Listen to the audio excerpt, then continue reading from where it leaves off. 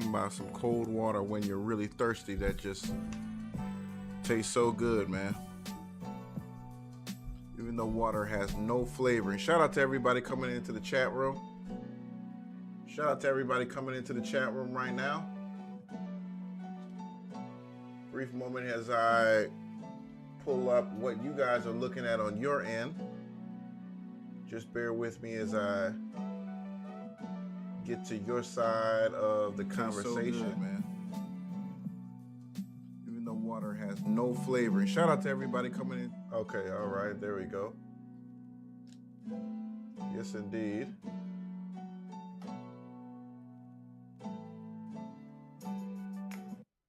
All right, man. Let's go ahead and get into it, man. As people slowly come into the chat room.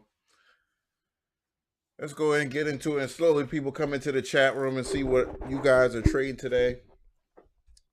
You know, I got to say something, man. I think this week, these last like maybe a week and a half has been very trying, man. You know, it's been very, very trying in terms of, you know, trading these banks and how it's been affecting the overall market. And I just can't understand why so many traders have their mind wrapped up, just wrapped in a way where they really think like this is the end. You know, this can't be the end. If you went out today and you swiped your debit card, your credit card, your ATM card, that means it's all good. And you don't have to be scared about you being affected by anything. Not saying that you might not be one of these people with, you know, a bank account at one of these places that might be having some trouble. The fact of the matter is the Federal Reserve has came out and said they got you. They said that they got you. So this contagion has been, for the most part, contained. It has been contained. So you shouldn't be so overly affected by what's going on. You know? You shouldn't be so overly affected by it. I'm trying to see what's going on here with my live. I know I popped up out of nowhere, but god damn. Let's see here. Yeah, okay. I'm just setting up some what we're going to talk about today on the show. Shout out to Cord Cutter Lifestyle. I appreciate you for being in the building, sir. My problem is I forgot to set my live timer earlier this morning to show where I was going to be on and what time I was going to be on. So my bad, just kind of popping up out of nowhere here like that. My apologies for that. My apologies for that. But I'm here. I'm here. Your boy's trying to be consistent. Your boy's trying to put out content that, you know, you guys want to watch. Trying to, you know, build the channel back up. It's going to take consistency. I get it. You know, phone line coming Wednesday. Phone line is coming Wednesday. I know I need the phone line back. The phone line is really important. Phone line coming Wednesday. Okay. Phone line is coming Wednesday. All right. So I'm prepared for all the foolishness that y'all may try to bring onto the show. You know, I got all the sound effects, all of that stuff, man. Let me see here. I got the classics. I got all the regulars, all of that. Get out of here, you damn nigga! Yeah. I'm ready for you. I'm ready for you. Get out of here, you damn nigga! Yeah. I'm ready for you. But I want to hear what tickers you guys are there trading, man. Shout out to all the people who are joining me in the building right now. I got, 3 people watching? God damn, I know I started 5 minutes ago, but shit.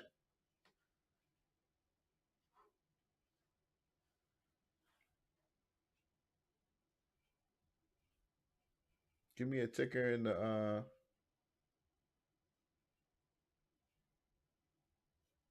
chat room. Oh, first, let me just go ahead and let the white boy talk, man. Let me go ahead and let the white boy talk and tell you why it's not such a big problem out here. Last call exclusive is Neuberger Berman's senior fund manager, Steve Eisman. If you read the book, The Big Short, you know who he is. And if you saw the movie, he was played by Stephen Carell. Zero. Steve, welcome. The market was pretty calm today. Sure, love having you on. Is this over? I mean, first of all, let me take a step back for a second. People throw the word fair crisis use all the time here. This is not nobody the same more level. So than the media. I admit it. We love that word. We love that word. You love the word, but this is not even close to the same magnitude of 2008. Not even close. Back then you were dealing with the largest banks in the country, and if they had failed, the economy would have crashed. This is a situation that is really confined to a bunch of regional banks who have very concentrated deposit relationships that are mostly above the $250,000 limit. And they've made some very bad bets on treasuries where they have big losses. That's the story. Do I think this is going to spread to every regional bank in the country? I really. In all intents and purposes, that's kind of what I wanted to get across real quick, was the fact that what we're suffering for right now in the market is limited to financial institutions that have a majority of their money with customers who have less than $250,000 in the bank. Now, you have some people who are well above that, absolutely. And those are called non-protected balances. And that is why many wealthy people in this country right now are advocating for the FDIC to raise that limit to $2 million to protect all those people who are affected. Why? Because many of those people who have more than $2 million in the bank are the people who write your check, right? Who make and create payroll in this country, right? Wealthy people tend to be individuals who create businesses, or who have started businesses and are financially successful because of that. So do we want to see people who have created these businesses, who have, built economic engines of community, all of a sudden not be able to make payroll? We don't want to see that. I know I don't want to see that. So that's what's going on right now. That's what's going on across this market. And to see now where we're looking at the SPY and we're fighting to stay above the 200 moving average. That's basically what we've been fighting so far. Staying above the 200 moving average. Let me put that back on here. I think I just deleted it. Let's see here. Let's put the 200 back on here, because a lot of people don't realize what we're really fighting for here. I mean, today was a day where we just kind of fought to stay above the 200 moving. Here's today's price action. It got us above the 200 moving average today. When, as you can see, you go back to, what is that? April of 2022, we really lost it. We lost our way. And we've been fighting to stay above that red line, or the 200 moving average, ever since. And obviously, what we're seeing right now in financials is not helping. It's not helping. It's not helping at all. And I get it. I'm frustrated. You're frustrated. Dude, I'm fucking pissed. I'm pissed off. You know, I just feel like sometimes our generation has just the worst of the worst. We had 2008, then, 2010, 2011 wasn't really that great. 2012, the marijuana weed thing, that really didn't end up going so great. 2016, don't get me wrong, we had some good times there. Made a little bit of money, wasn't the most consistent, but it's fine. There was some money to be made. But at the end of the day, man, it's been a frustrating ride. It's been a very, very frustrating ride. Cord Cutter, I appreciate you trying to start up the chat, man, but I popped up out of nowhere. I did not set up my show properly this morning, letting my channel, the people who are subscribed to my channel, let them know that I was going to go live tonight. So it's basically why we have such low viewership right now. Some people might see this, some people might not, and it's kind of late. So I'm not going to spend too much time on here. I just kind of really wanted to get the rundown of what's going on out here. That we are struggling. This is, yes, a down market. I made a video earlier this week about FRC, last week, about FRC. It's not doing so good. And I'm upset, man. I'm upset because I really thought that these financial institutions would save that bank, and it's clearly that they don't intend to. That, yes, the contagion might be contained, but it's so bad that they can't control it, man. And I don't honestly know if they're really trying. Appreciate you, TC. I'm here. Your boy's trying to be consistent. I'm here. I'm going to keep being here and get this channel back to where it needs to be. And I just thought that I was going to make some big money on that. Now, I don't think it's over yet. That's why I proposed the May options. That's why I proposed the May options, because it's not over yet for FRC, but we have a Federal Reserve that's has clearly lost control, and we've got a very, very big decision on Wednesday where the Federal Reserve is going to decide whether they, quote unquote, the new, fancy word of the moment, pivot or change direction from an ever increasing rising interest rate environment, or do they go to cut interest rates? I said on the last show, cutting interest rates will show that you don't have any control of the market. Although the wealthy individuals, super wealthy, the uber wealthy, want you to cut rates. Why? Because they don't use money like you and me do. If you are uber wealthy, you can Google this. You do what's called share-based loans. That's what you do. That's how you operate. That's how wealthy people operate. What's going on, Darth Kermit? They use, again, share-based loans where they may own a large percentage or a large amount of shares, and they borrow against those shares and the price of those shares to take care of their living, to do their, and it is what it is that they do, whatever that is. And as those shares increase in value, they sell a little bit that they're holding that is not against a loan to pay off the balance. And that just rinse and repeat, rinse and repeat, rinse and repeat. That's how wealthy people borrow money in this country.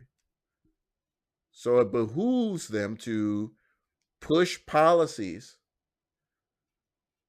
through their political outfits, through all kinds of ways that they use to, push our senators and congressmen's buttons to make certain things happen. So there's a lot of pressure on Powell for Wednesday to pivot and stop increasing rates. I think it would be a very, very bad sign. I honestly think it would be a very, very bad sign. The debt levels are so high right now. We know that real interest rate is so much higher than what the CPI is saying. You guys know it. I don't know if you've ever recently, I hope you have, taken somebody out to eat. You're not spending less than $110 if you go to somewhere decent right now. You're not spending anything less than $110 if you don't go to somewhere decent. I used to be able to take somebody out to eat and it'll be $60, maybe 50. Now you're spending $100 to take somebody out to eat. What I like about it now is people are saying, hey, come on over for dinner. That's nice. It's nice to be seeing now people in my generation, they want to, entertainment at home again, which was something that, wasn't very popular to do for a while there. For a while, we didn't see a lot of people entertain at home. Let me get rid of this Kelter channel. But as you can see, guys, as I go back to what I was saying, we're just fighting for the 200 moving average. 75% of stocks under the, under the 20. We're struggling. And this is real. This is real. And I've gotten to the point where now I'm starting to question the idea of a 401k. If you're, let me tell you something right now. If you're 62 years old right now and you're looking at retirement in the next 5-6 years, you're fucked, man. Like, you're really fucked. You're really fucked. Because not only are you running out of the opportunity to make more money, but you're literally going into the later years, your later earning years, without the capital that you stored away possibly making any money. In fact, the capital you stored away more than likely will be losing value at an extraordinary rate than it would be actually gaining in value. That's scary. That's scary. Darth Kermit said this system is rigged. The wealthy gets bailed out and you and me get screwed. Absolutely. Oh, absolutely. Absolutely. And I mentioned on my last live stream, right now, the push is for us to go into hyperinflation. That's where it is, because at that point, if you're someone who has people on the hook, well, no, actually, if you're someone who has a lot of cash, who has a lot of hard assets, you do very, very well. And if you're someone who is a debtor, you struggle, and you struggle mightily, because the price of basically everything you need in life starts to really weigh on you. And, people start to go crazy in high interest rates environments. I mean, you go and look at, not to change the subject, but you look at the rates of crime in this country during, the oil, gosh, what was the word for it? But it was a time of high interest rates during the Carter administration. There's a term for it that time in America that it's not coming to my head right now. But crime was out of control for a good 7 to 10 years there. Out of control. When people don't have money, when people are fighting to survive. I mean, we're already starting to see it every day in our country, where you're just seeing some things that are just blowing your mind. Man of Tomorrow, thank you. Embargo, appreciate you. And not only was it just the oil embargo, but again, it was a situation where just prices across the board were just astronomical. You saw poverty like you never saw before in this country, not since the Depression. And that's one of the reasons why Jimmy Carter didn't get reelected, because they thought he was going to turn America into a communist country. And it's those years that literally we walked right into the Reagan administration, and, they tore up the unions and tore up a lot of America's middle class as that hunt for, capital appreciation was all the rage, as everybody wanted a piece of something.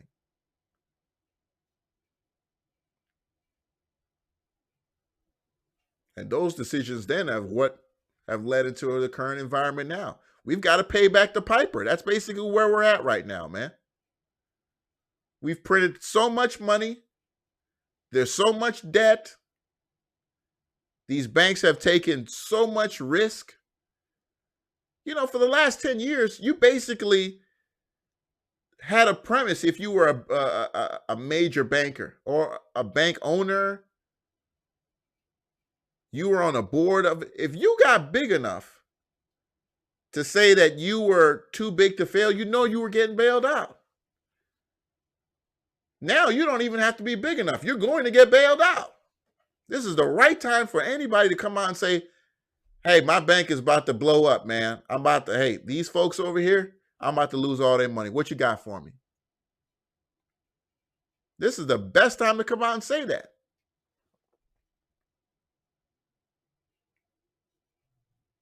There was a chart that somebody released today on Twitter. That's why I love FinTwitter. That basically all of the progress that the Federal Reserve had made in the last 24 months have been virtually reversed over the last week and a half. And as much as I hate Peter Schiff, I can't stand Peter Schiff. I think he's a racist POS. I really do.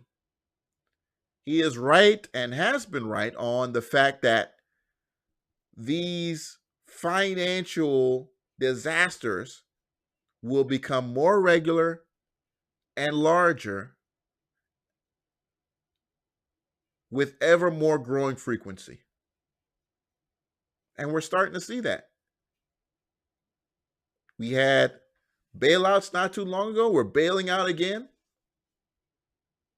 And it's not too long to where we're going to continue to see those bailouts. We've got student loans out there. We've got car loans out there. We've got credit cards out there. How are those doing? We've been so obsessed about the banks. We're not even talking about individual people right now. Over the last week and a half, 2 weeks, nobody's been talking about individual people. And we still got student loans out there, which, by the way, it looks like those will never, ever get paid back, by the way.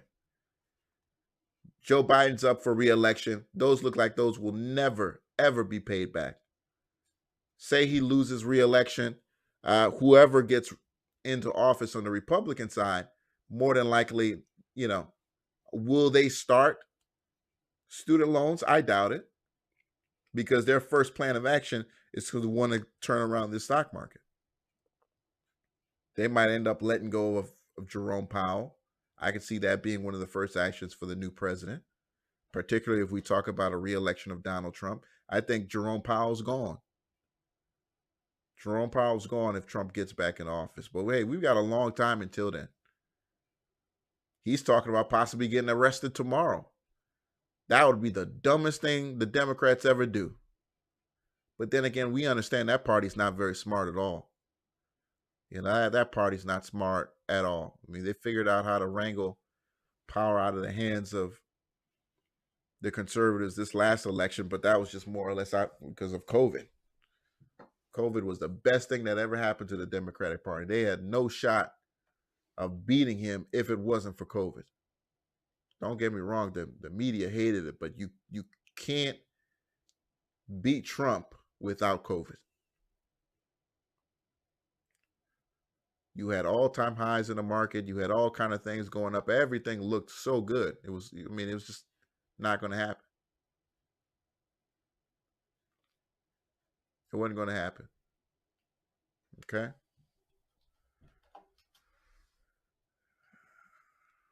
I put out a video earlier of GNRC. Stocks dipped since I made that video, which is, I mean, look, hey, look, everything's going down. Okay. Everything's going down. But again, I'm just looking at these, again, companies that make great products, businesses I understand, and charts that have done some amazing things and could do amazing things again once the market starts to look a lot better. These are companies with real assets, real businesses that can really do numbers. Another company that's got some really interesting things going on, Madison Square Garden. They're building some incredible things out there in Vegas that are getting people excited. This is another stock, growing liquidity. Liquidity is growing. Something you might want to get interested in. 3-figure stock, headed to some new recent highs over the last couple of years. Not the most beautiful chart in the world, but I'm watching it as well. Let me know what else are you looking at. But again, everybody's looking at the financials. I get it. That's what everybody's paying attention to right now. I'm very disturbed when I look at JP Morgan, the world's largest bank, trading like this. I'm very, very disturbed by it. Because one thing they're not going to tell you is just everything's going to hell in a handbasket. They're not being honest about that, because there's clearly something going on, but we just don't know. And that's the danger of a fiat currency system, where it just lacks so much transparency. We've learned so much about banking over the last week and a half that put your money in the bank, you're giving your money to a hedge fund. That's what we've learned. All of these banks are basically hedge funds. They've been hedge funds the whole time. They're not what they taught us in school, where these people are looking over your money and they're cautious and they're not willing to take overly dangerous risks. These people don't care. They take absorbent risk. We are learning now. They take, risk so great that they will take your money. You come in there the next day and ask for it, and they'll say they're not going to give it to you. You can drop $100,000 in the bank tomorrow morning, go back in on Friday and ask for the same $100K back, and they won't give it to you. That's how much risk these banks take. They won't give it your money back.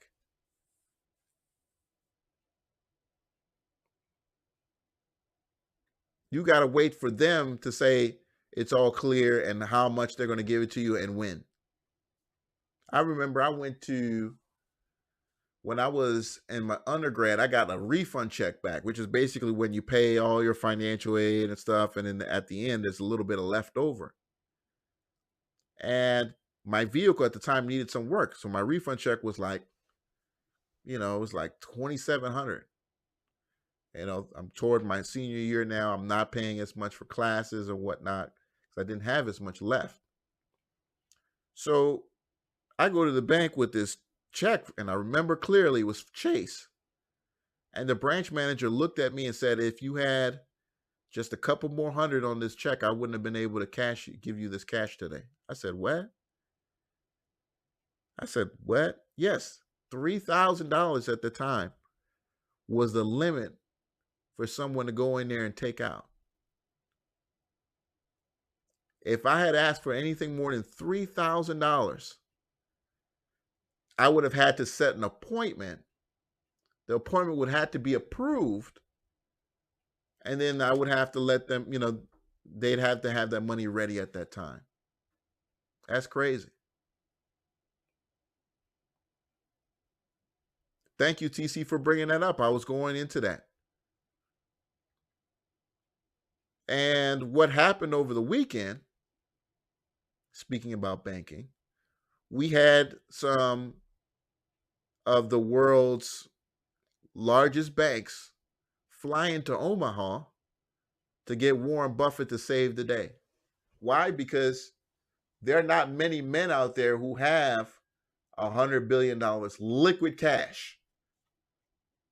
Warren Buffett has $100 billion. If you look at that Berkshire, they have over $100 billion liquid cash money. Liquid cash money. And there are a lot of banks that need that right now, who need that desperately right now. So we might see some announcement about that very, very, very soon. Let me see here. Can we get Warren Buffett news? Let me see here. Speeds up buybacks, banking crisis. I'm pretty sure. Let me see, Warren Buffett.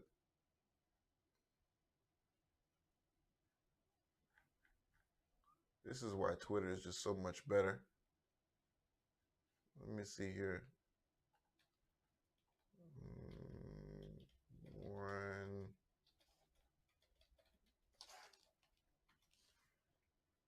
So I want to show you guys how all these planes, there it goes. How bad is the banking crisis? This is Omaha Airport this morning. Each one is a private jet looking to get bought out by Warren Buffett. Okay. So you had, I don't know what these are. Anyway, you had some people who flew into Omaha, Nebraska to get saved by this guy.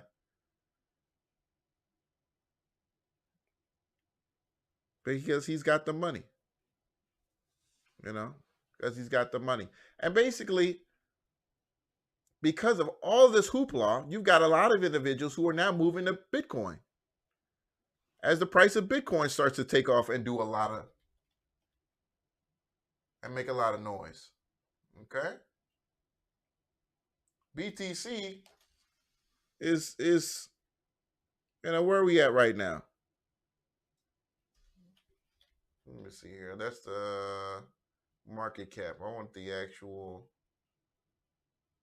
Yeah, we're at 27. Well, we're just under 28. It's going to pull back here in just a bit. And it's been trying to, but I mean, there's been so much buying. It can't even pull back. I mean, it's been so much buying. You know, even though it's been oversold on some of those lower time frames, it can't even pull back because there's so many people coming into the product.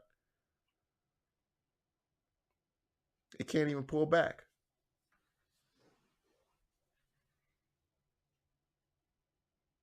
You say you wonder if Buffett can give. I mean, I wish Buffett could give us all a bailout. You have to understand. Have you guys ever used a paper trading account? Do you realize when you use a paper trading account how quickly it is to build wealth when you have a paper trading account? And wealth is a strong word, but the easiest way to get rich is to already be rich, because the risk you can take, the opportunities you can take are just so much greater and so much better, and the returns are so much better, that again, the easiest way to have $1 million and get $1 million is to already have another $1 million. I don't know if anybody else has experienced that, but I mean, you give me a paper trading account with $1 million in it, I'll double that very, very, very quickly.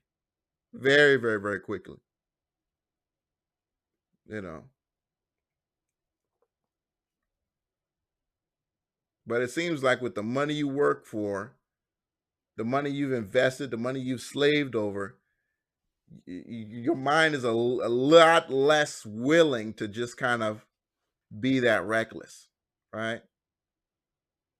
Trust me, I've listened to Reminiscences of a Stock Operator on YouTube many times. I refuse to be that reckless. That's dangerous. You know, that's very dangerous.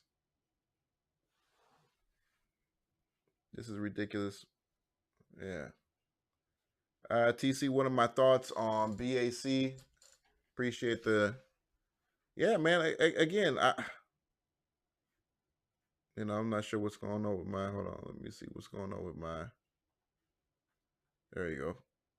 Yeah, again, when we look at products like Bank of America. Look at Bank of America. You know, at this point, I don't know what to say. I mean, what do you look? What do you say when the third largest bank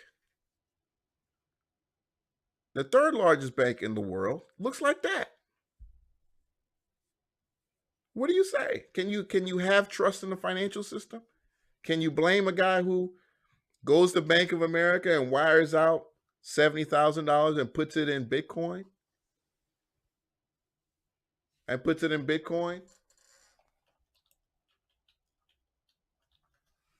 You know.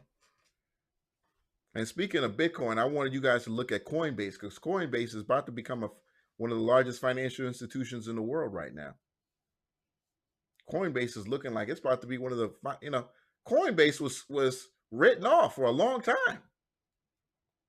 Now, this might just be, a moment in time for us to enjoy, but man, the last couple of days have really shown that this company might end up becoming a legitimate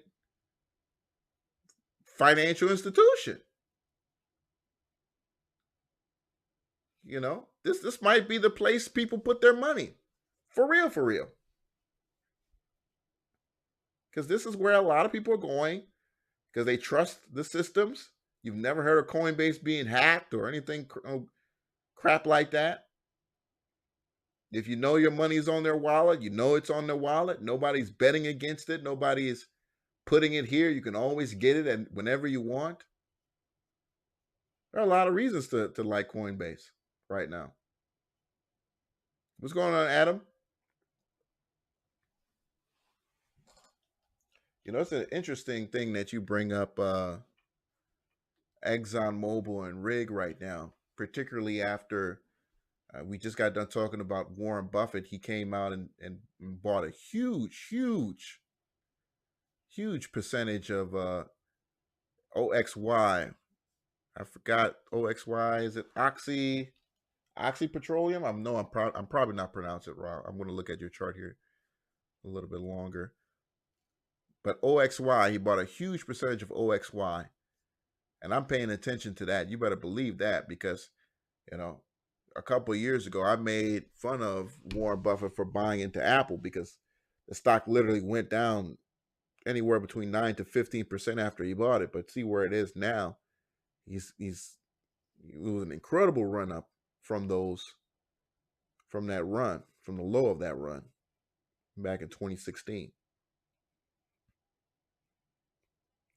But I want to know, what do people see in crude right now?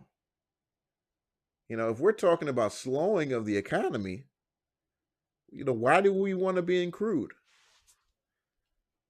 Why do we want to be in crude right now? What is that about? Is this just simply, obviously this is a beautiful chart. I'm not going to lie. This is, well, not where it is now, but what it's done since 2022. That's an absolutely beautiful chart in Exxon from January of 2022.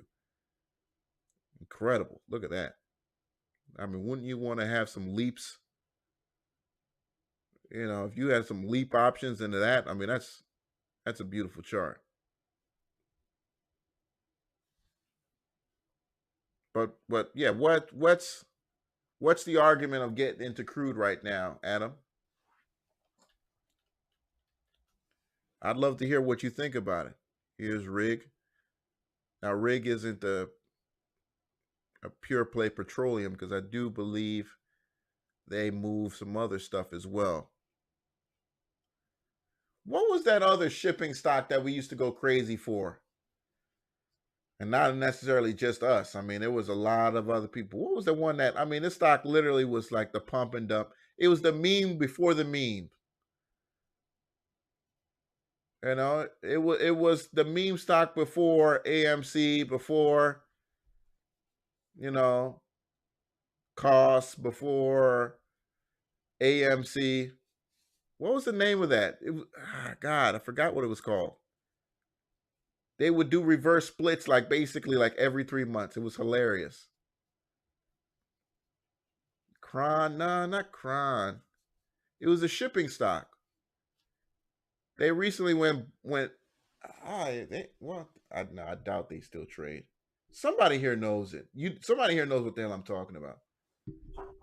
It was that shipping stock that went like, I mean, it would reverse split, and it would go to like 100 and come all the way back down. It was hilarious, absolutely hilarious.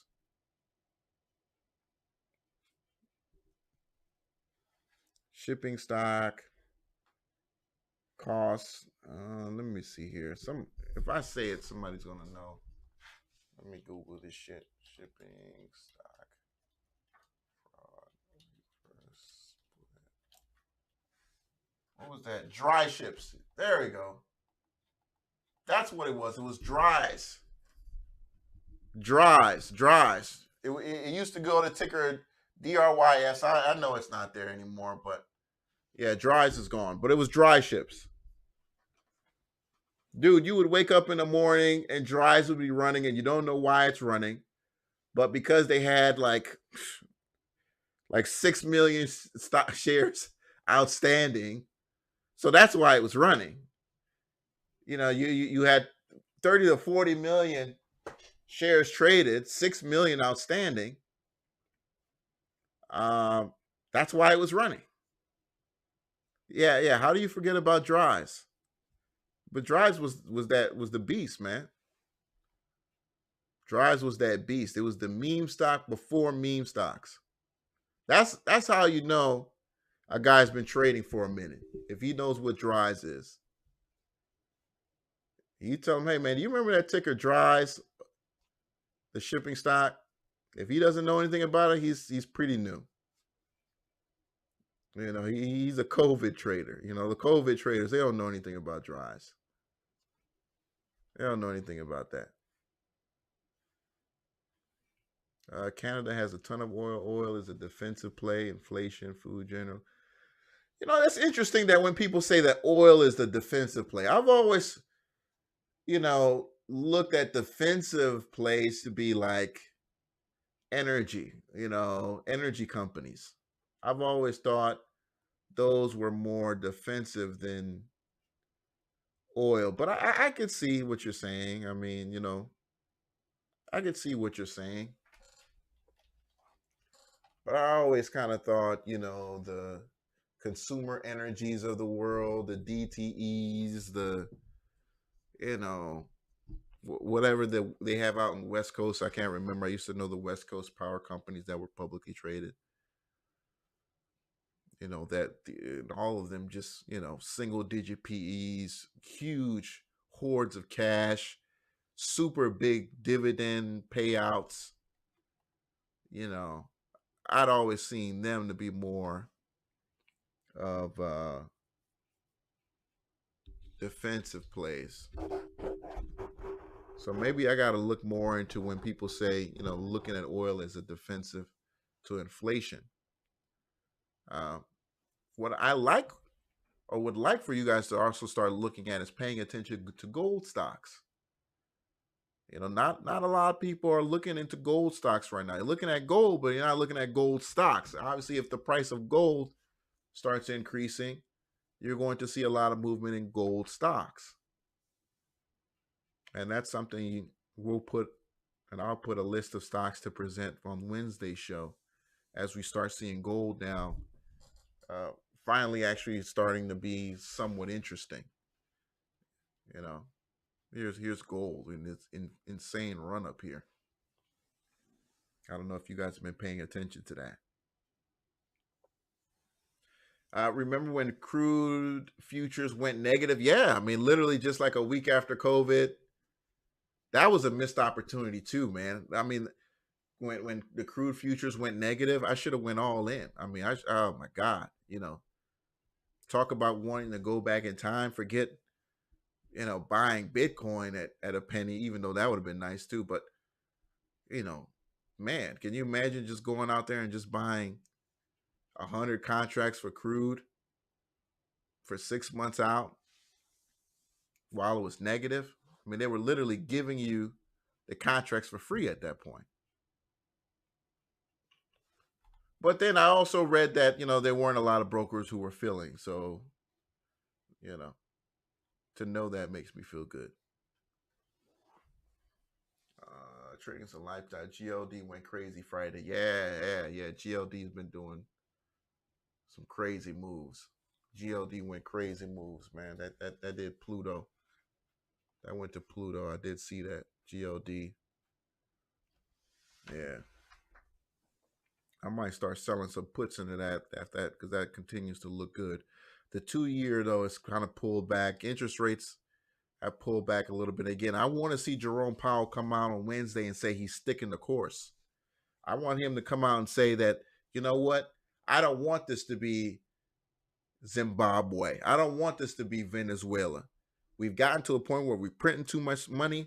We've got to get this inflation under control. We've got to get housing costs under control. And I've got to continue to do what my mission is, which is to keep control of the economy. And I'm going to go ahead and raise federal interest rates by, I would love to see a quarter point, but not a quarter point, actually half a point. I would like to see 0.50, but that would be good. That, to some people that, that's insane, but we got to get this interest rate out of control, man. I'm not a millionaire. I want to see it come all down. You know what I'm saying? It works out for me. The people that lose big during the recessions are the wealthy. People who have borrowed against hard assets. If you do not have a significant amount of hard assets, shit. What does a recession have to do with you? China is rumored to discover a lot of gold. Gold could go down hard. Okay. And TC, that's an interesting point, man. That's the problem, right? That's the double side of gold is that, man, the higher it goes up in value, the more people want to take it out of the ground.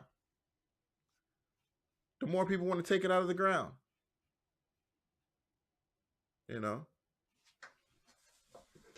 But then you also have players who understand that and who will take it upon themselves to limit supply into the open market.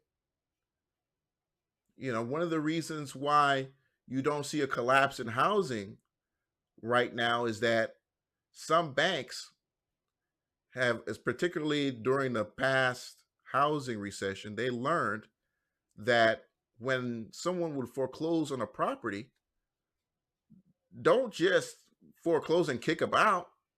Sometimes you can hoard those foreclosure properties to prevent a massive decline in housing prices in that particular geographic area, and you slowly liquidate without causing a big crash. So with the situation of gold, I think you could see that being replicated where you'll have large financial institutions who are hoarding gold or whether it be the paper form or in physical gold, and they actually limit how much you can sell at one time,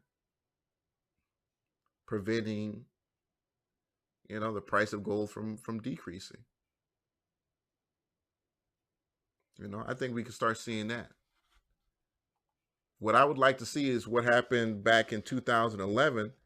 I was reading a book on Wall Street where, this was 2008, sorry, where they stopped SEC bans short selling of banks. Let me see here. Do you guys remember that? Some of you guys, again, I don't remember because I was not trading at this time, but let me go ahead and show you guys that. This was what it was. This was what it was. Okay.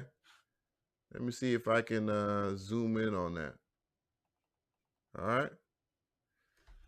Washington, D.C., September 1928, SEC halts short selling of financial stocks to protect investors and markets. This was September 19, 2008. They can do this again. They can do this again. Why they haven't done it yet, I don't understand. I want to see them do it. They should have done this last week. I would have came out and be like, okay, no more short selling. No more short selling of financial institutions while we get it. I mean, this would have been solved, man. You definitely wouldn't see PacWest trading for what it is. You wouldn't see Bank of America doing what it's doing. You wouldn't see, a lot of these other small, medium financial institutions doing what they're doing right now. If they would just come out and do this. Just come out and do that.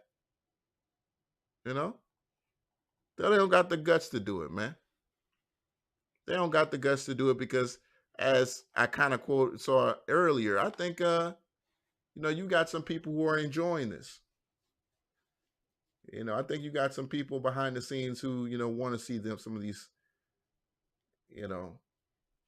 banks go down to $2. Look what Credit Suisse is. I mean, do you see what happened to Credit Suisse? This stock is trading for less than $1.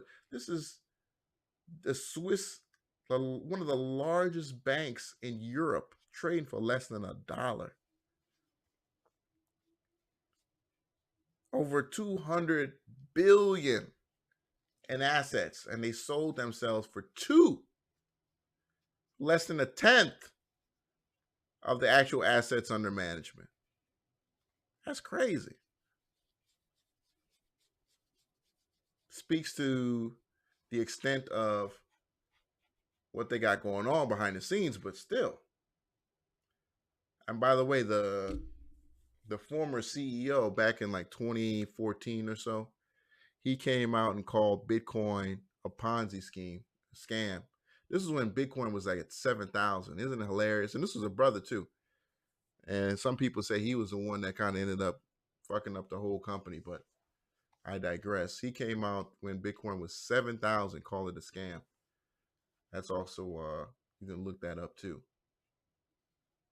Matter of fact, can I look that up real quick? Credit Suisse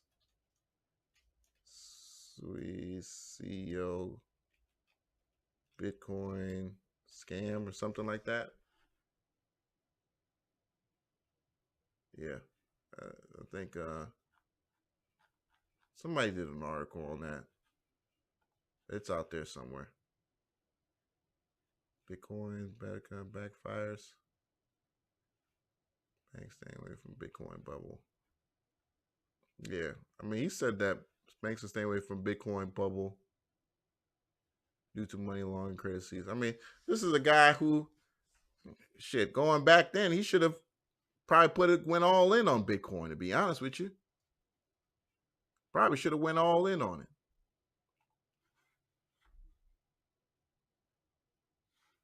Hindsight is 2020, though. Short selling by funds is a weapon. Absolutely. That's why, BA, you're starting to see so many companies, with their little forecasting things. Oh, well, we forecast the stock is only $5. That's our price target. Huh? So after all of this has been going on, now you're coming out with a price target of $5, $3, $2. That's what's going on with FRC right now. Every morning, it's another company that's got a price target of $2, $3 on FRC. And they don't know or have, any real basis for that number. They just spitting it out there. Because these are the same rating agencies that said FTX was worth, $220, $230. They don't know. They don't know. Good time to buy Tesla on the dip. ENPH, isn't that a penny stock? Oh, no. Okay. Wasn't ENPH a penny stock? God damn, what changed here? I remember ENPH being a penny stock. Was this the trend? Or has this stock reverse split? I don't see any reverse splits in here, though. Good Lord. Did they really go from... Yeah, I remember ENPH being a penny stock, dude. Like, didn't they trade OTC? Yeah, I mean, I don't know what's going on though. I mean, they've gone from 340s to to not so good. Don't know anything about the stock though, man. Yeah, Adam, can't help you on that. Tesla, I do love Tesla. Absolutely love Tesla. The trend isn't uh, looking so hot right now, but love what they're doing. You know, but Tesla again is another company that you know you kind of need rates to come down a little bit because the products they sell aren't necessarily the cheapest either. The products they sell aren't the cheapest.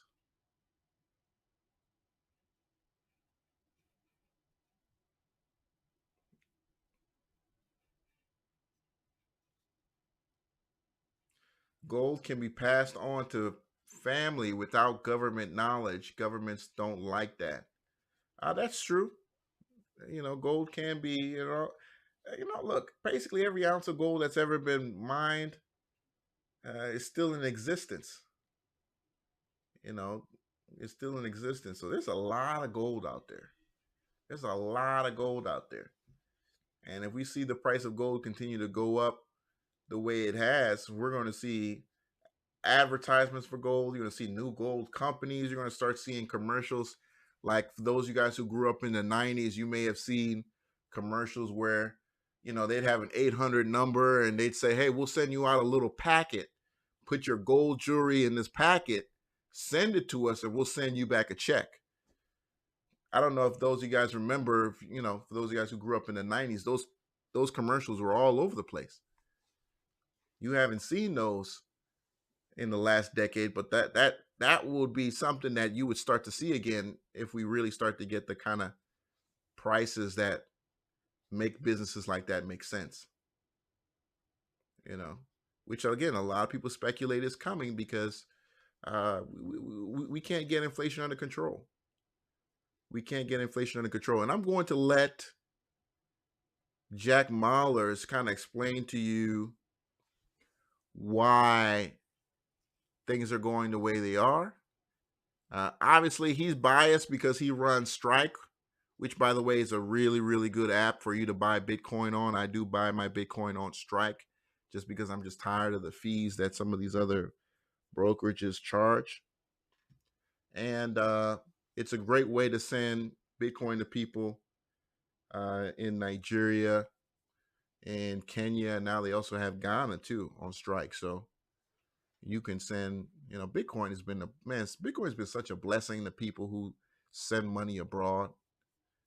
Because man, I don't know if any of you guys here send money to other countries. Shout out to my Hispanics who have to send money to Mexico or Nicaragua, Colombia, Brazil, wherever it is you have to send money to. These companies like MoneyGram and Western Union have raped people for decades upon decades and decades. And it's time for these companies to go away, man. It's time for these companies to go away. Look at MoneyGram. Western Union, MoneyGram. There's MoneyGram. Western Union, WU. I forgot there was WU. Western Union. This is a company that's getting beat up by cryptocurrency. By so many alternative ways to send money. There was a time in this country where, Western Union was literally the only way to send money. Some of you guys might be old enough to know that literally that was the only way to send money overseas was through Western Union. They had a huge monopoly over the business of sending money to places. And trading is a lifestyle. You said scammer commercials. People are really getting checks. I appreciate you, A. White Braxton. It's a solar play. ENPH. Okay. I gotta look into that, man. I've been sleeping on the solar plays, man, just because I just felt like, they've gotten a bad kind of rep lately by being included in that whole like ESG conversation. And right now you got, it's so politicized now when we talk about ESG, and it's kind of movement into like the whole wokeness thing. And I think people need to really get off that and understand that, there's some good money to be made there. The ENPH clearly doing the right thing for a long time, as they've been able to, I was looking at returns of almost like quadruple, couple 100%. Okay. What else you guys got for us? I'm going to put that list together of gold stocks, because I think, as I mentioned, people are sleeping on the gold stocks. They really, really are. I'll never trust JNUG again. I'll never trust any of these leveraged ETF. They just don't trade right. JNUG's just never. JNUG, there was a time that JNUG was interesting, but they just, I don't know. Something broke in JNUG and it just never been the same, man. GDX, that's the gold miners ETF, if you guys remember. And then there's GDXJ, which was the junior miners. All right, for those of you guys who want an ETF in the mining companies. But of course, you can always get gold plays individually. And I'm not, and again, in these, you're not seeing the movement right now in the gold stocks. And I think some people are sleeping on the gold stocks, man. People are sleeping on the gold stocks right now.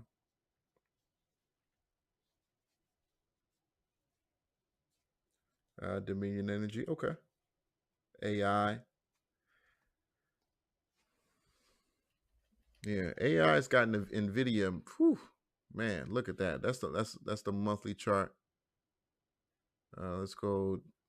AI's got NVIDIA looking like, damn. Don't get me wrong. I love AI like the next man, but this is incredible. This is absolutely incredible. Right across. Just looking at NVIDIA, this is, everything when we talk about my trading strategy, this is just everything. You got on balance volume increasing, RSI crossing the 50, very healthy as it stays above the 50 line, as using it as support along the way, right? 50, 100 crossing over. Just a beautiful, beautiful chart. And it's just looking so good right now. Is good for gold. Price point is awesome. GLDM. What is GLDM? Mini shares, Spider Mini Shares Trust. Okay.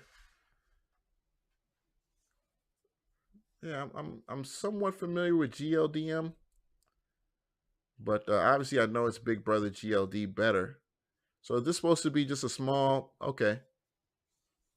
Kind of like how you have and these are basically like what they call like a poor man's versions. This was very popular, going back to like 2015, 2016, where they would come out with these like mini shares, mini this, mini that. Back particularly 2015, 2016, you started to see that. Those of you guys who may also remember, there were companies that came out and would sell you like a percentage of a company. Like you would buy bite sizes of Walmart, bite sizes. In fact, if I remember correctly, Cash App was like that. Cash App initially came out starting that way. Well, if you can't afford Amazon for $1,000, you can buy $5 worth of Amazon. That's kind of how they started, if you guys remember. What other company was like that? What's that company that keeps your change, where every time you use it, it take the change and put it in a savings account? Well, it would take the money.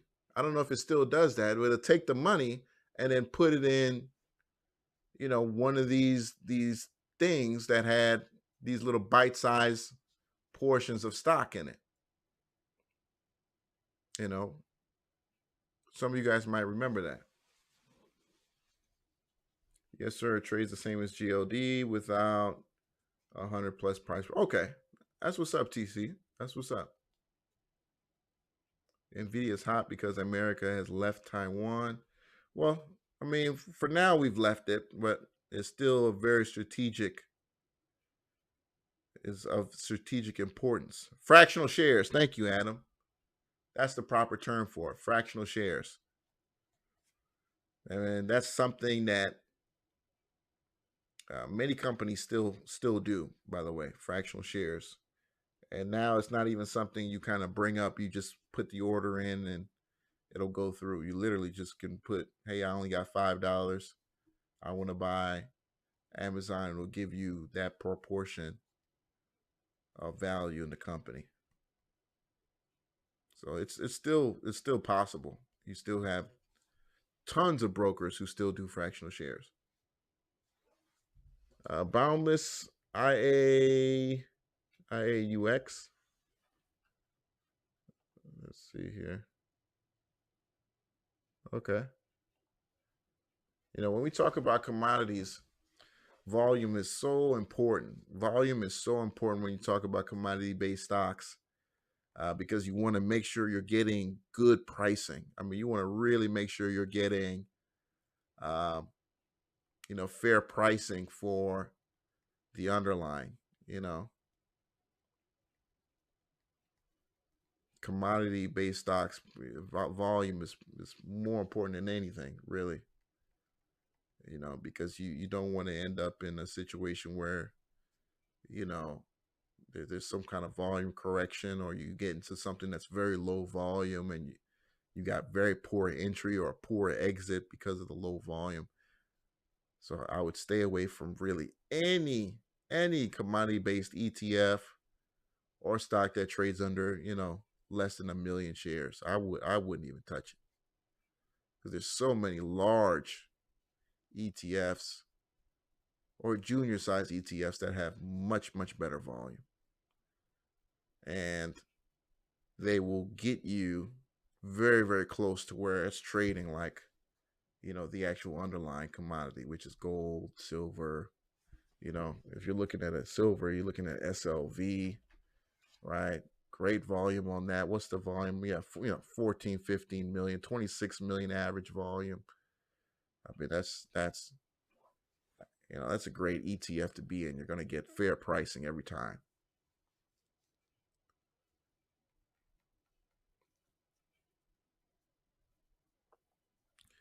Any individual small caps you like on the small cap side? Boundless, not really, man. Not really, man. I just haven't seen a small cap that I really like right now. I just haven't, man. Let me see what Barrick Gold looks like. I mean, they're not even really a small cap anymore, but yeah, I honestly, man, to be honest with you, I haven't seen a small cap that I like in some time. And that's really being real with you, man. That's me being real with you. There's just so much trash out there right now. So much trash. And you see it. And you see it. There's a lot of trash out there. A lot of trash out there. First Majestic Silver. Man, it's been a long time since I've heard of that company. First Majestic, that's a old, that's been around a long time. AG, that's been around a long time, man. Again, a lot of these stocks, some guys haven't traded them, but they know of them. AG is one of those. You may not have traded it, but if somebody gave you the ticker symbol AG and said First Majestic Silver, you're like, oh, yeah, I recognize that. I recognize that. And that's kind of how I look at AG. You know, never again, silver stock. Is this the number one silver producer? I'm not sure if they're the one. But again, if I'm going into, you know, I wouldn't go into a silver stock besides, their ETF SLV. I don't know.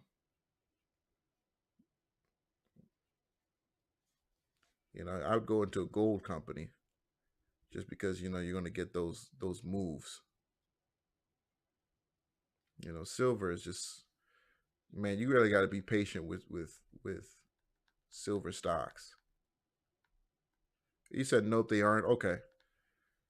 There's a company out there that's, one of the largest or something like that. Again, it's been a minute since I looked at those, but I'm gonna get a list together of these. But again, Wednesday, I want to focus on these gold stocks, and I'll put together a list of silvers for us to discuss as well. You know, hopefully the conversation on Wednesday, is, hey, the Fed is going to continue doing what they're doing. We see a nice pop on the banks, and we finally can put that conversation behind us. Put that conversation about the financials behind us. But this might have started something, man. This might have really started a transition that we want to make sure that we stay on top of, because this is, something's changed, man. Something's changed. You can feel it. The way people think about their money and whether or not it's safe into these financial institutions. And it plays right into, the guys who have put so much time and effort into cryptocurrency, that, hey, you got to really be hands-on with your money, and your money has to now stay with you at all times. The idea of custodial banking, may no longer make any sense in a world where, in a country where corporations control your government. That means they have no rules or regulations that they truly follow, because the rules and regulations can be changed at any time. So do I still want to put my wealth in custodial banking with fractional reserve banking systems that don't protect me? Let's not even get into the conversation about the fact that these banks go out of their way to pay you the lowest amount of interest they possibly can. I remember commercials, it wasn't too long ago. There were commercials like, we pay you 1% APY. Do you remember that? I remember those commercials. This was not too long ago. You'll see the ads, 1%. And that inflation is higher than that. And they would literally look at you and say that. I mean, Interactive Brokers was saying that 2%. Interactive Brokers was giving 2% like just 2-3 years ago. AMD, similar run up. Yeah. Shout out to AMD. AMD is another stock that, was a penny stock for a long time.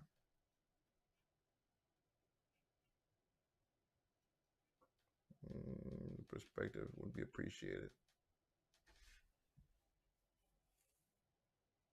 Yeah.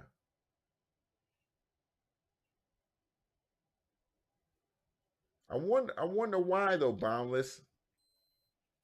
I'm trying to look for any reason why they halted production, but I can't see that. But again, that kind of goes back to my question about, and statement rather, about, again, once these commodities really start moving, you'll start to see these companies start to play the supply and demand game, because it's in their best interest to do so.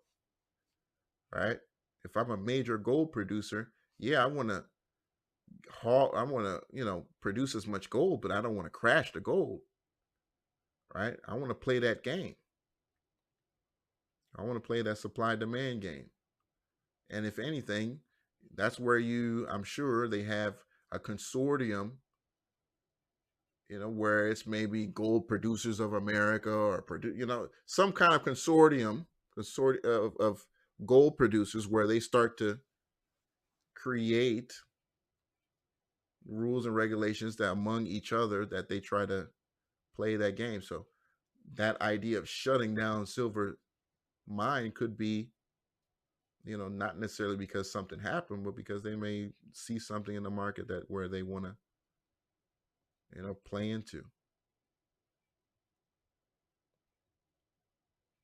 Understand, we're talking about money, folks. We're talking about money. People will destroy factories. They'll blow up their own assets. They'll blow up trains.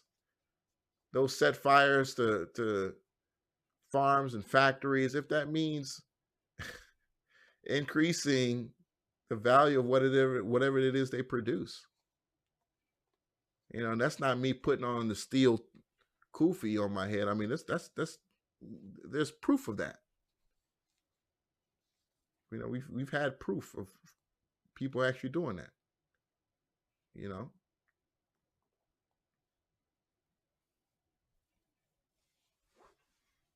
Nah, no problem, man.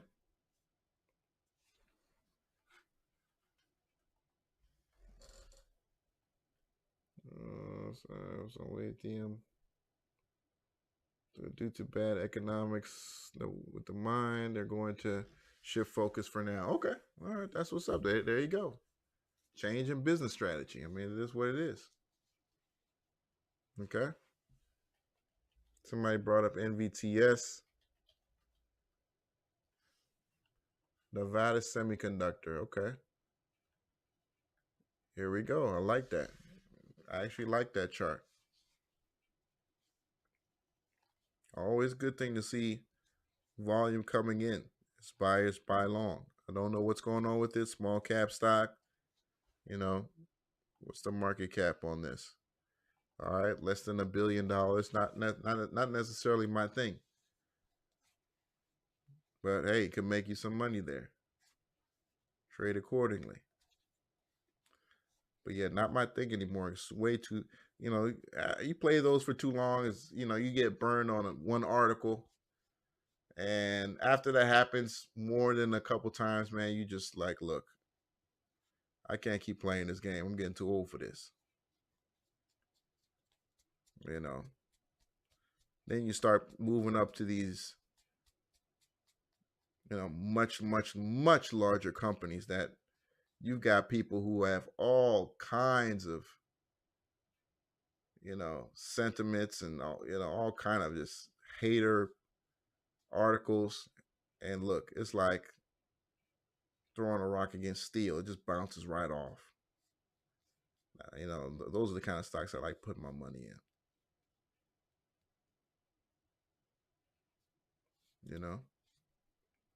Still got an iron condor across the market. That's what's making me money right now. My iron condors are still hitting, man. I mean, I don't know if those of you guys who in here who took my course, but them iron condors still hitting.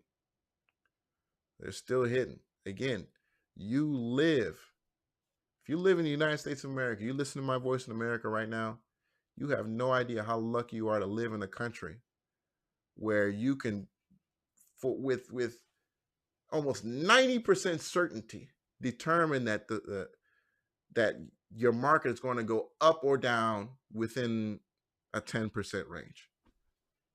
You don't live in, some third country like Mali or Somalia or,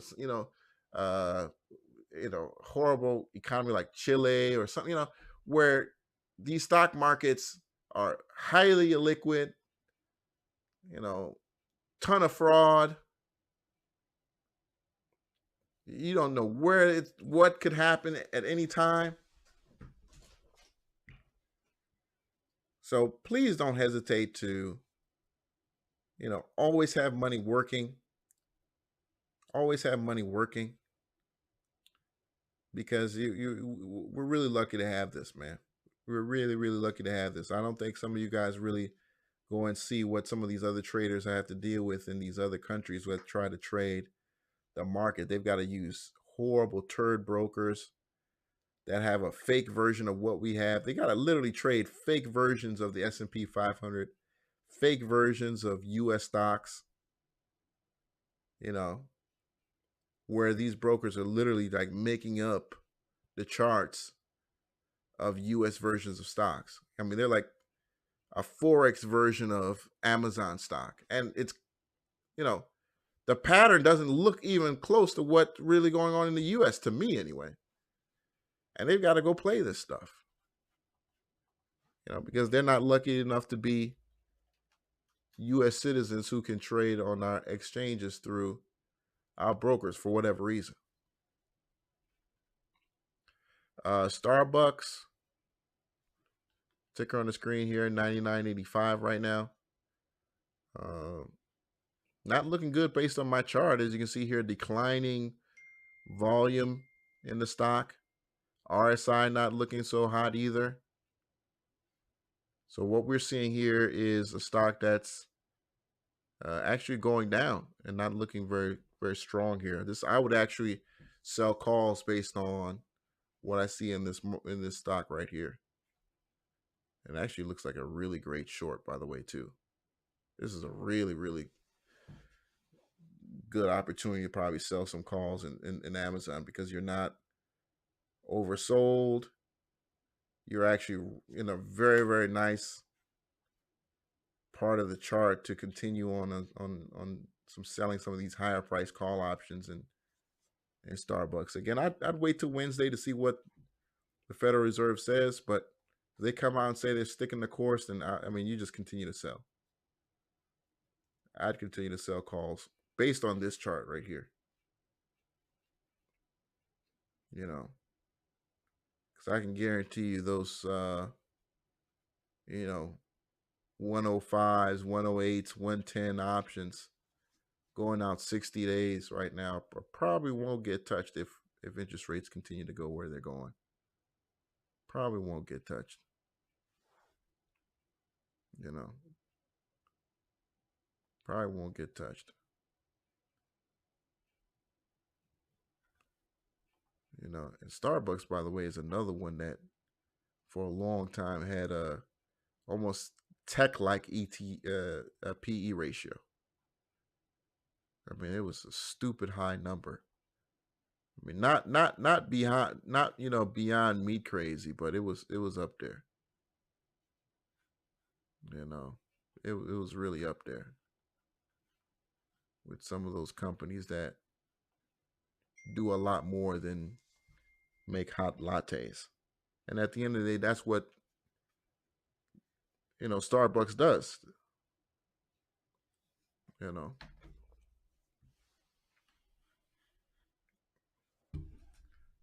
Meta up here today said they were going to lay off 10,000 employees. Yeah, Adam, that's you know, shout out to Meta, man, because they've changed and they're getting lighter, getting thinner. You know, it's making the books look a lot better, regardless of the fact that some of their ex-employees are starting to shit on them on social media, where they've been accusing the company of basically paying them $160,000 a year to do nothing. Do you guys see that video, that girl on TikTok? Basically, she was saying that Meta created thousands of fake jobs to hoard talent in the Valley.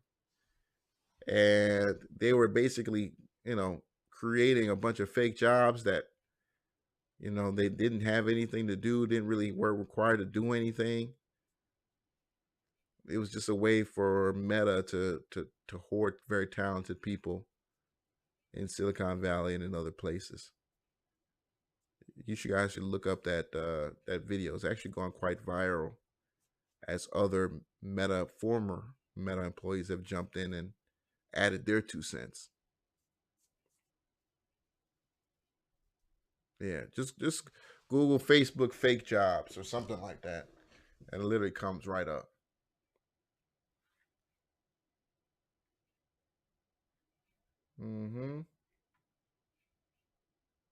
AMD. Yeah, let me take a look at the. I don't think I pulled that up. Yeah, AMD. Yeah, another AI stock. You know what I'm saying? Uh, I remember for a while there were so many different AI stocks. You know, that looked very impressive. Here's bots, global X robotics, artificial intelligence. This was an ETF that came out way before people were really even interested in artificial technology like that. The allocation in bots may not be as, you know, may not be as favorable to huge run-ups as you might like, being that this was very, very, very, very early. I remember bots. I think we were pulling up bots in 2017. You know, and as you can see here, the move in the stock from October of basically $5-6 shows that there's more than likely a poor allocation scenario here going on, because you can see AMD and Amazon alone are doing a lot better. And that speaks to, again, making sure that once you look at an ETF, if you are interested in ETFs, make sure you go to, etfdatabase.com or one of these other places where you look at the allocation and make sure they're actually in stocks that are making big moves. That are making big moves. Because sometimes it can work against you too. I mean, look at this KRE, which is the regional bank. KRE is just falling off the map. Why? Because they are in stocks like FRC. They were in stocks like Silicon Valley Bank. They were in stocks that, at one time were superstars. So yeah, that allocating yourself in plays that are the monsters of this sector could also work against you. And that's KRE. All right. Another example, XRT. XRT is like 40% Amazon. It's like 40% Amazon, something ridiculous like that. Again, it worked when it was working. I mean, it worked when it was working, but when it doesn't work, it doesn't work. And here's Amazon. And if you put Amazon and KRT together, you might get very similar looking charts. Adam Griggs, MSFT.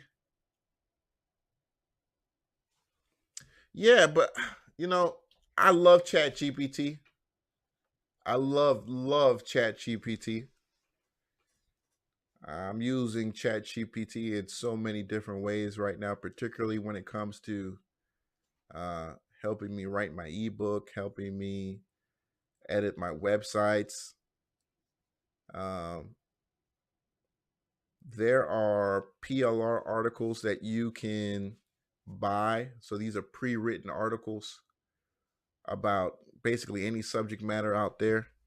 And you can buy these by the thousands. And I can literally take these articles, put them in ChatGPT and say, please update this article with the latest information as of, whatever date that is that ChatGPT is, was last available for.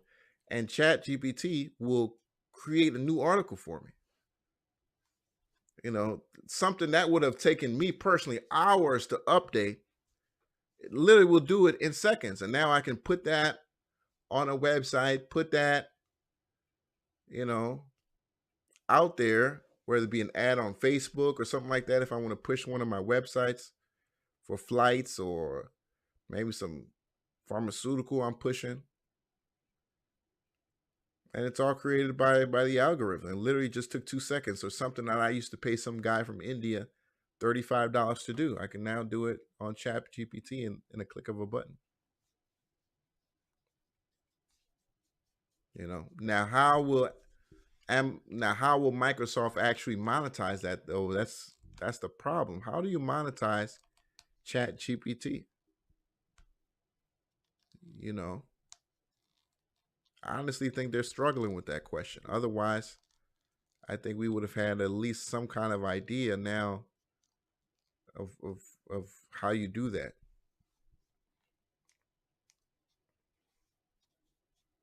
Talk about companies that bear fire. These companies care about them. I was almost fired last week. Damn, Darth, I hate that. I hate that for you, man. But yeah, all of these companies are struggling right now, man. A lot of, you got somebody had mentioned that in the chat room last week that Apple isn't firing anybody. Now they're not firing anybody because they've got a hoard of cash to sit on. But let this get really bad, and guess what? Apple will start firing people. Let this get really, really bad out here. Apple will start firing people. Okay. Apple will start firing people.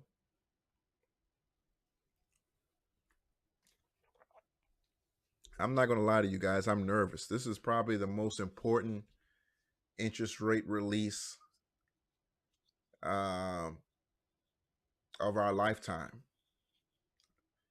I'm not exaggerating shit either, because you've got, maybe 150 financial organizations that are dependent on whatever happens on Wednesday.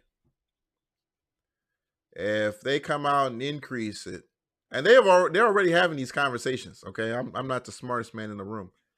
They are already having these conversations behind closed doors. Again, another reason why, people really hate our fiat money system, because in a room somewhere right now or earlier today, there were 20 or 30 men in an office deciding the future of America's financial system, and you have no say. You have no say. They already know what's going to happen Wednesday, and we have to just sit back and wait. And man, it's frustrating. It's frustrating as hell.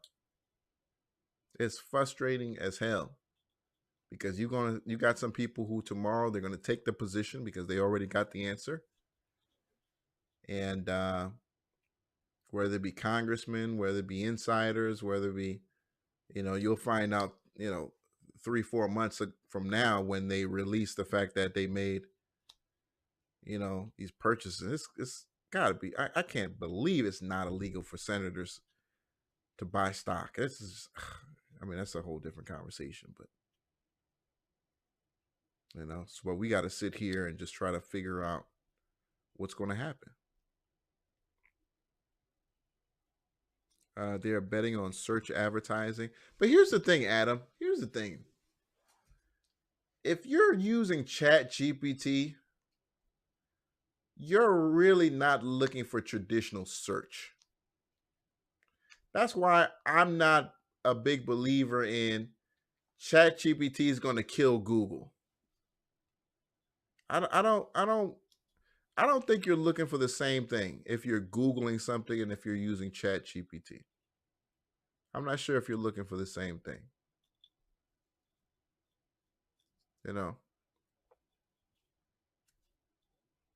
If it makes any sense.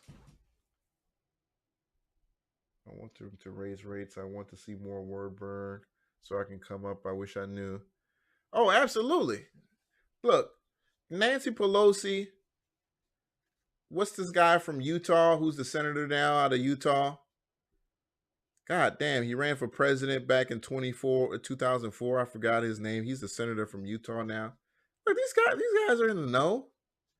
These guys are in the know. That's why all these senators and congressmen, particularly guys who are new to finance or new to politics, they come into Washington broke as hell and leave rich. Look at Barack Obama. Barack Obama is a perfect example. Showed up, U.S. congressman, had a net worth of $80,000.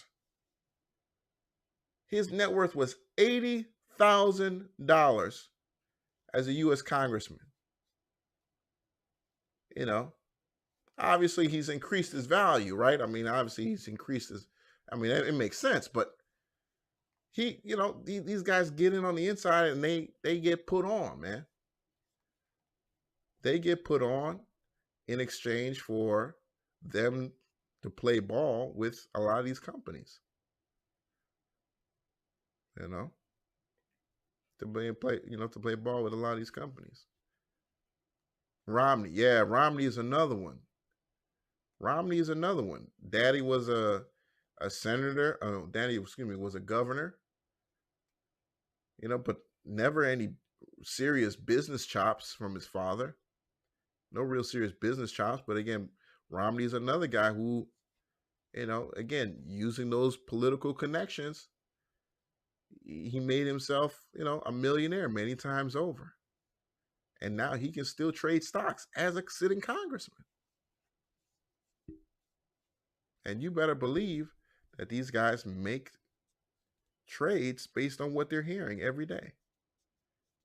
I don't doubt it. I don't doubt that a lot of them may have, trades against China, and based on what they're hearing, they already know the moves we're about to make and what's coming down the pipe. Somebody brought up Nancy Pelosi. Yeah, she's made millions of dollars. Nancy Pelosi's been in Congress for how long now? Over 35 years, 40 years? She's made millions and millions and millions of dollars. Her and her gay husband. Because if you guys remember, her gay husband was getting his pussy blown out, by his boyfriend. He had a boyfriend. The boyfriend came over, blew his back out, giving him that soul pull. I guess the boyfriend asked to get, a few dollars in his pocket. Nancy Pelosi's husband said, "Get out of my house." And homeboy snapped. And then what's funny is that the liberal media tried to turn it and spin it into a home burglary situation. And then we later found out through the underground that it was a gay boyfriend, a gay lover, because they were both butt naked. And supposedly Nancy Pelosi's husband was semi-erect when the police showed up. But again, I digress. It's a crazy story, man. I don't know if you guys had looked into it, but that was some crazy ass shit. Congressman should know where to have stocks in 6 to 12 months minimum. Oh, absolutely. I like that, Darth. I like that. Yeah, homeboy was blowing his back out. These people, these people in Congress, they don't marry for love. They marry for business. They know what they're doing. Like Hillary and Bill Clinton. They don't really love each other for real, man. It's a business move. It's a business move. You know what I'm saying?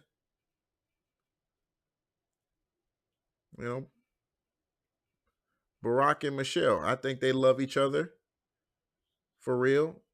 But then again, I do know the fact that he did ask 3 white women to marry him before he asked Michelle. She talked about that in her book. How you have to understand this man is, he did ask 3 other white women before Michelle.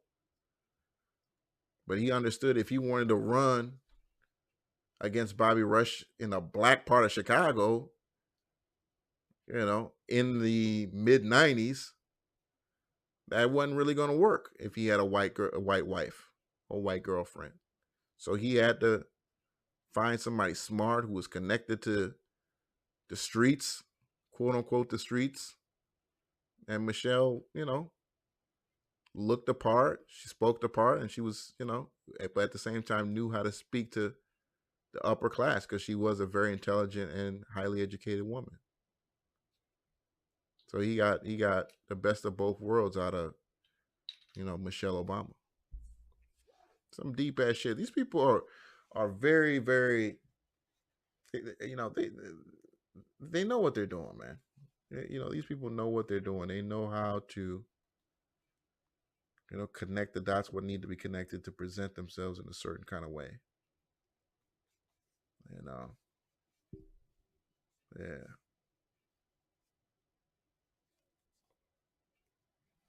There's a little bit intent of marriage to consolidate power and resources. Yeah, you're right, BA. You know, you're right. You're right.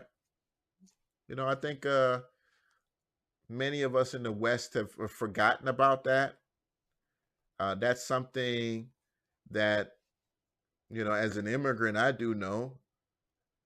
And I think a lot of Americans have forgotten about that because you know, it's not popular to talk about because America is a very, well, now it's a very feminist society where nobody really wants to just to say the truth anymore, because especially if the truth is painful or going to hurt somebody. You know, you got women out here talking about love and let me not even go into it because it's just, I might get somebody who thinks I'm crazy, you know. But you got guys like Andrew Tate who are talking about it and talking about it in all the right ways, to be honest with you. I don't agree with everything he says, but a lot of the things he says are true. You know, that's why so many guys listen to Andrew Tate and they're like, man, I feel what this dude is really talking about. I feel that. You know, because we're really a lost society. American women care about love. Foreign women care about stability. You find love through the stability when you marry a foreign woman. You know, I deal with a lot of African women. I don't think it's love at first sight. It's love out of what you do for them and how they do for you, and they you find love that way. American women is, oh, my love, I just want to be loved. I just want to be cared about. I just want, you know, like my feelings, and fuck all that. I don't want to hear all that shit, man. I don't know how some of you guys do it. I can't do it. You know, I can't do it. I show love out of what I do for you. I'm just I'm traditional in that way. I can't, you know, it drives me insane. You know, for a minute, we used to go to these couples dinners, and I hated going to her friends' places because her friends would always be in these like super beta relationships where, you know, particularly, you know, a lot of black women, they will date men who are financially beneath them, particularly black women who are over the age of 30 and they didn't work out for whatever reason in their younger years to find somebody. So now they will date somebody who's well underneath them financially in order to be the strong one in the relationship. So we would end up in these dinner parties where, you know, I'm sitting with the guy, and yeah, we'll kick it about sports, but man, I'm a finance guy. I want to talk about stocks. I want to talk about important shit. You know, I can't talk 3 hours about LeBron James. I can't. You know, I can't. I got to talk about something that actually can affect my life. Um, but we went to this one couple, and we're sitting in the living room. And of course, eventually, when you're, you know, with a couple, eventually the ladies break apart and the guys break apart. So it's just the guys or whatever, and the ladies are across the room. We can still see them, but we're across the other side of the room. And the so-called man of the house, we've later found out wasn't the man of the house, calls out to his woman, and he says, "Hey, baby, you mind if I go in the refrigerator and get a cup of water?" I said, "What?" I, I couldn't believe this is the house that you're living in, and you're asking this woman. It just blew my mind. Like, what kind of relationship is this? But a lot of men are living like that, guys. A lot of men are living like this. I don't want, again, I don't want to go on a tangent about this, but I just wanted to share that story. A lot of men are living in relationships with women where they're, you know, they have women telling them what to do, you know, how to eat, when to sleep. You'd be surprised. You'd be surprised, man, what's going on out here. I mean, you just have some really, really defeated guys out here, man. Some really defeated ass men out here. You know. That's why a lot of women, they can't, they can't stand my house. You know what I mean? Because one, my woman is 10 years younger than me. Because I prefer women who are younger than me, because I like the built-in respect level of that a young woman has for an older man. You know, at 34 years old, she's 24. It's a different respect level. It's a different respect level. I'm not going to date a woman who's in her 30s. I mean, one, you've been with multiple guys. You've been, you're my peer as an age group, and I'm sure we have things in common. But at the end of the day, you're not someone who's going to follow me. Do you understand? She's not somebody who's really going to follow you. If anything, she's someone who end up being an adversary. She will end up becoming an adversary. And that's not, I can't have that. I can't have that. So you look for somebody who's younger, someone who you can, spit some game to.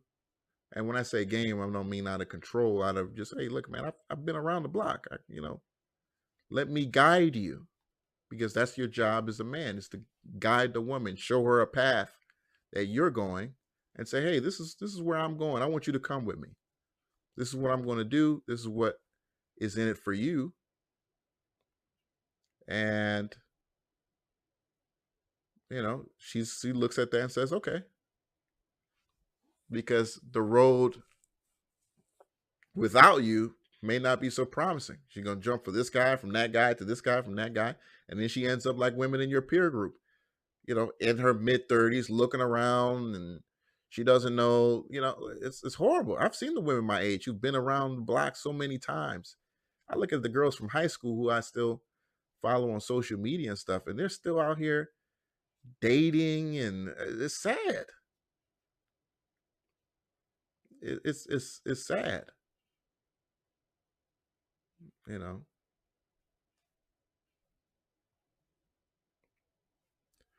So it's called role reversal. Yeah, there you go, BA.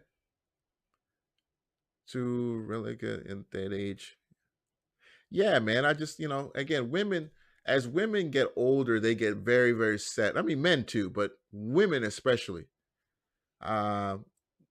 As women get older, they become a lot less, gosh, man, the energy level tends to go down a lot of times, and they become very set in their ways and much more jaded. And then, of course, you got limited opportunities in terms of children and stuff like that. But I don't like to bring those conversations up to women, because she's just going to argue the point. She's just going to argue the point. So I don't bring up those conversations to women, because it's just, particularly when you're talking about, modern women in America today. I can have kids whenever. I mean, I can have kids, 38, 39. I don't care. I mean, there's no rational conversation about, okay, am I going to have the energy to want to play with a 4-year-old when I'm 42 years old? You've got this girl from TLC. I forgot her name. She's trying to get pregnant right now. She's 51 years old. Are you going to want to play with the 3-year-old when you're 55 years old? As the primary parent, not even as a grandparent. As a is different from a grandparent point of view, because it's like, okay, I'm imprinting myself upon this child who I hope will remember me when I'm gone. No, you're the primary parent. You got to be there the whole time. You have the energy level to expend. And then kids who have older parents, they have a whole different way of being. I mean, a kid with the older parent just acts different. They act older. They tend to be older for their age, just how they behave. Because they have older parents. He said, "I don't care how she better, she better make me a sandwich." Yeah, I mean, I don't. And again, I don't care how women feel about it, but I'm not a guy who's going to go out and look for a woman who makes six figures because you don't have time for me. You're a woman who makes $100,000 a year, 150,000, or whatever level of quotes to sex. You don't have time for me. I'm not going to fight against the time that you have for your 9 to 5. No, I need somebody who isn't interested, and I already have that. I'm not, I like, again, a woman who is not really interested in trying to go out there and become a boss bitch or whatever. No, I need somebody who loves home, loves family, loves taking care of kids. That's kind of her world. You got to know yourself, man. You got to know what you like. And I like very homely women. I don't need anybody who's trying to be the CEO of JP Morgan Chase. That's not the kind of person that I need. That's not the person I need. There's so many good looking young girls out here who just they're not interested in that. They're not trying to work 40 hours. They're not trying to have two jobs. You just got to be on the lookout for them, because they tend to be women who just need a little bit of direction. They need a little bit of focus, and they're right under your nose, man. Right under your nose. I'm not no dating coach, but you see a lot of guys out here who are frustrated with dating. They feel like they're being exploited. They're being used. Well, because you don't know necessarily what you want, and then how to go, convince what you want to follow you. Know yourself, know what you want, and then put yourself in a position to be able to convince that person to follow you. But you got to be ready to be that provider dude too. You got to be ready for that.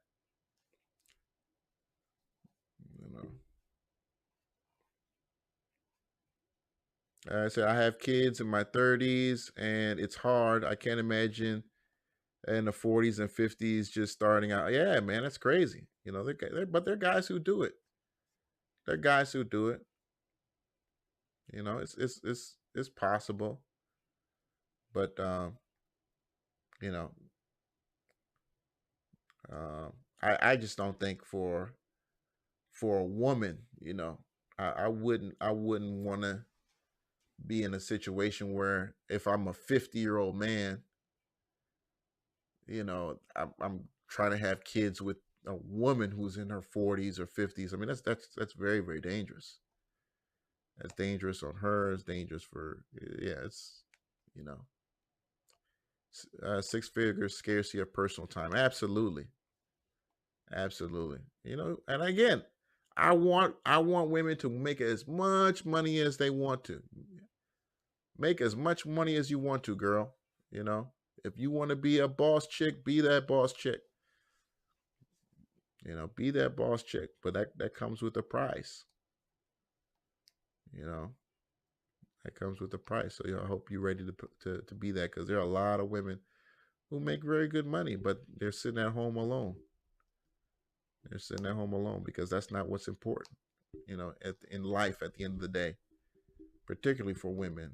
But again, those are not popular ideas to say publicly. So you got to be really careful where you say that at in public. Even during school, I wouldn't even make my beliefs popular, out there, because people, they don't want to hear the truth, man. This is America. People don't want to hear stuff like that.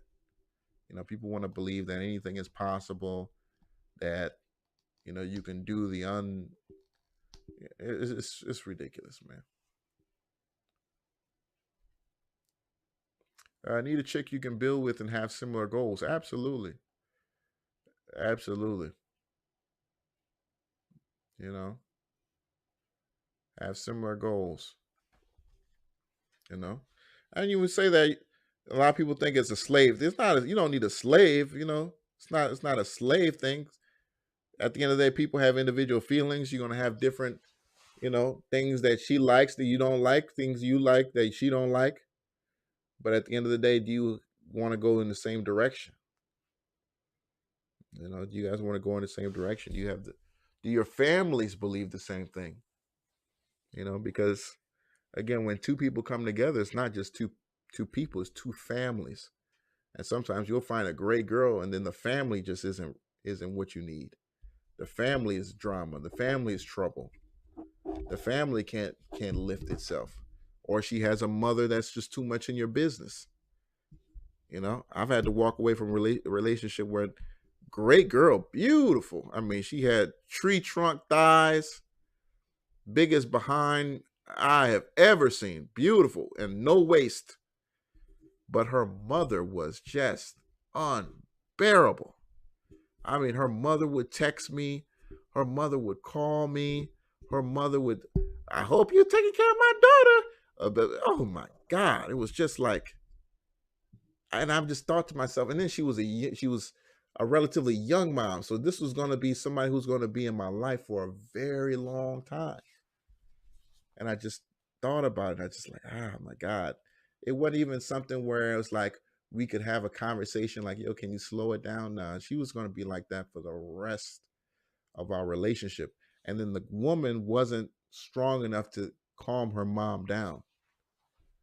Her mom was making decisions about where we would go to eat, where we would, you know, vacations we would take. And I just said, no, I can't do this.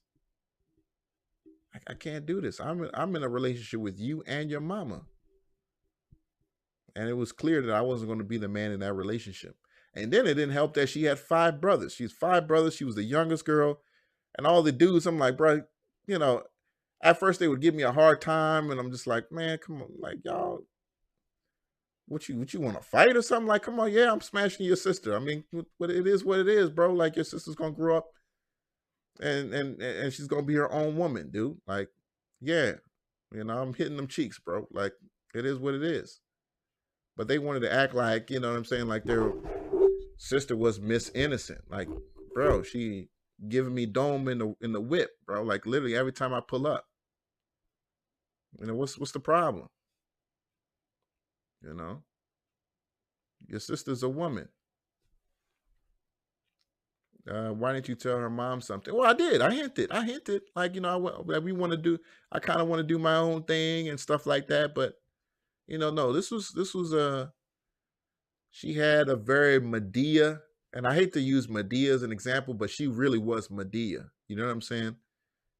She was the Medea of the family, and it was just going to be her way or nothing at all. It was going to be her way or nothing at all, you know. She was Medea of the family, bro. He said nobody want to hear that about their sister. Yeah, but okay, but hey, I hear you, big aunt. But at the end of the day, that's what they, you know. Yeah, like she had 5 brothers, and okay, like bro, like you know, chill. Like yo, I'm not, you know.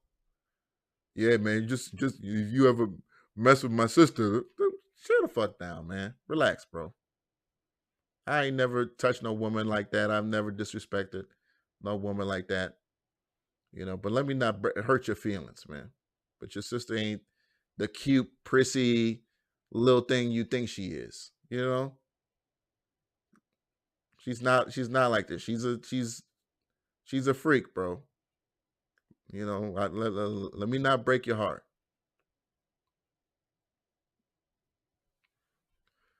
Dudes give me a hard time. I would have to check that crap at the door. Yeah, man, because again, you know, if you marry into a family like that, it's tough, man. In-laws are, you know, I think even till today, my father, he's never made a point to, I don't think I've ever seen my father say he's in love with his in-laws in a way.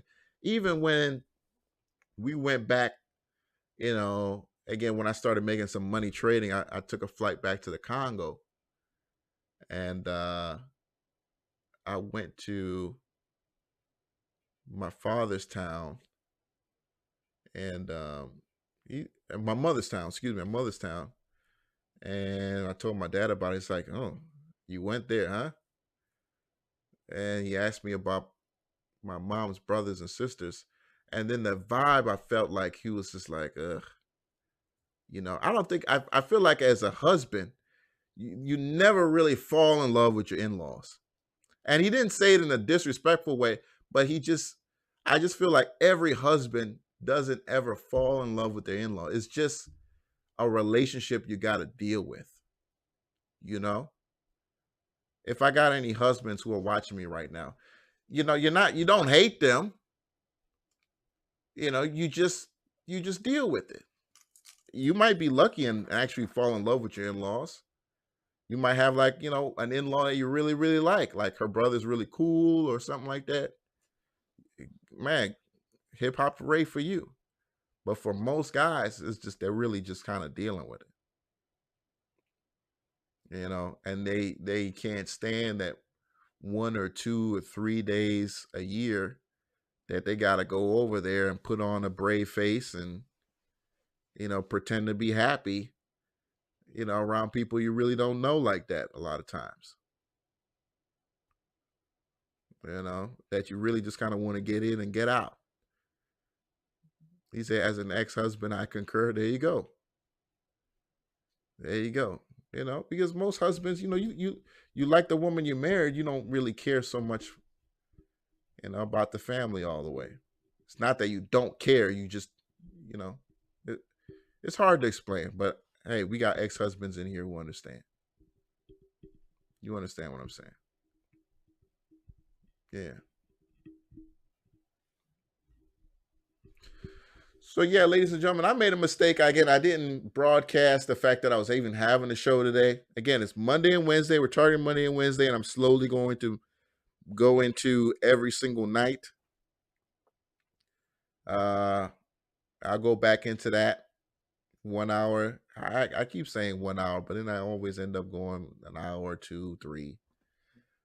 I really be trying to do 1 hour shows, bro. Like seriously, I really be trying 1 hour shows. I'm really trying. I really do be trying, man. But I'm trying to get my mind off this.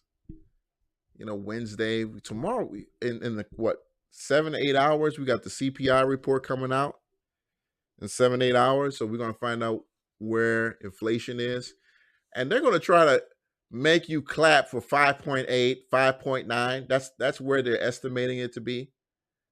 So they're going to come out and say interest rates have decreased to 5.9%. They want you to get happy about a monthly interest rate of 5.9%. If that's what it is for the month, I don't even want to know what it is on a yearly basis that we've been trending for. And they're going to try to run on that. They really are going to try to run on that. They're going to try to run that. They're going to try to make you feel happy that inflation is running at 5.8, 5.9%. My IG is Terry Julian Show. Terry Julian Show. Terry Julian Show. Okay, I got to get that popping. I just bought an iPhone after being a Samsung user for so many years. So you need an iPhone to make videos. You need my iPhone to make videos. So I just got the iPhone 2 days ago. So I'm going to start making videos to really get that up and running again. But right now, I've just been so focused on the audiobook and the course so I can get that up and running for the summer. Up and running for the summer. Okay.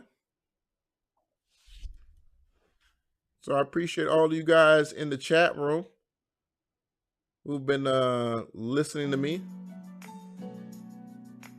I appreciate all of you guys. Big Ankh, B.A., Dart Kermit. Who else was in here? Who else was in here? Who was in here? Adam Gurgis, TC. And those of you guys who watch me from jail, I actually have a lot of people who watch me in prison, who watch me driving trucks. Shout out to you. You know, who can't comment, but you're watching right now. Shout out to you. You said, okay, I'm gonna add you. It's gonna be a blank page. Okay, yeah, that's fine, bro. That's fine. Again, Terry Julian Show. Please, guys, follow me on there. Follow me on Twitter as well. Oh, goddamn, I forgot about the Jack Mahler's video. Hold on. Let me show you guys the Jack Mahler's video real quick. Again, I don't believe Bitcoin is the be-all, end-all, okay? I don't ever want to think that Bitcoin is, but, you know, this is this dude here. He's talking about, you know, what Bitcoin is about to do and what's going on with the Fed and stuff. I just thought it's an interesting sentiment because, again, don't never let a brother come on here and talk like this, but I digress. Let's go ahead and see what he's saying. Welcome back to Power Lunch.